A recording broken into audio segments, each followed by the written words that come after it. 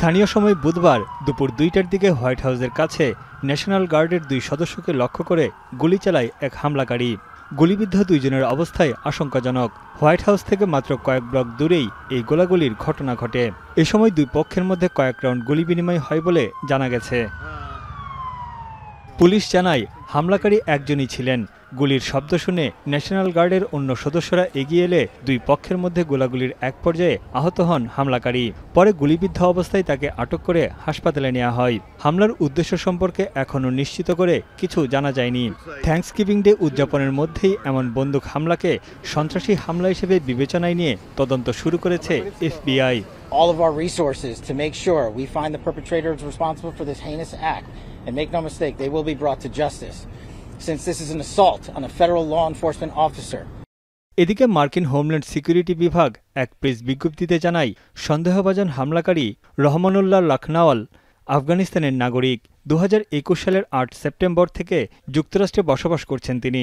তার বিরুদ্ধে অপরাধের কোনো রেকর্ড না থাকলেও তার অভিবাসন নীতির বৈধতা নিয়ে স্পষ্ট তথ্য নেই।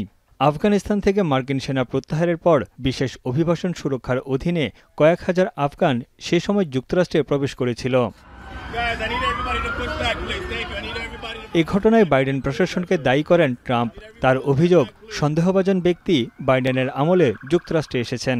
ঘটনার জেরে আফগানিস্তান থেকে আসা প্রতিটি ব্যক্তির অভিবাসন প্রক্রিয়া পুনর্বিবেচনার নির্দেশ দেন Trump.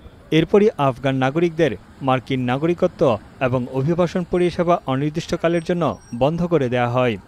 We must now re-examine every single alien who has entered our country from Afghanistan under Biden, and we must take all necessary measures to ensure the removal of any alien from any country who does not belong here or add benefit to our country. In my bag. এদিকে হামলার সময় president Donald Trump ফ্লোরিডায় অবস্থান করছিলেন বলে জানা গেছে। হামলার পরপরই হোয়াইট হাউস এলাকা লকডাউন ঘোষণা করে পুরো এলাকা ঘিরে ফেলেছে নিরাপত্তা বাহিনী। নিরাপত্তা জোরদারে ওয়াশিংটন ডিসিতে ন্যাশনাল গার্ডের অতিরিক্ত 500 সেনা মোতায়েনের ঘোষণা দিয়েছেন প্রতিরক্ষামন্ত্রী পিট Hegseth.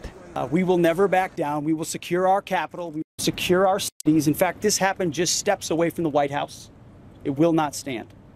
And that's why President Trump has asked me, and I will ask the Secretary of the Army to the National Guard, to add 500 additional troops, National Guardsmen, to Washington, D.C.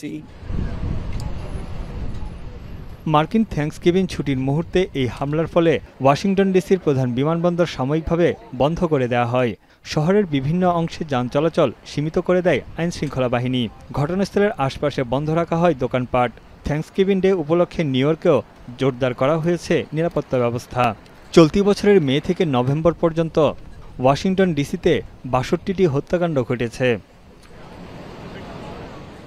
Tanvir Johnny, এখন বিশ্ব।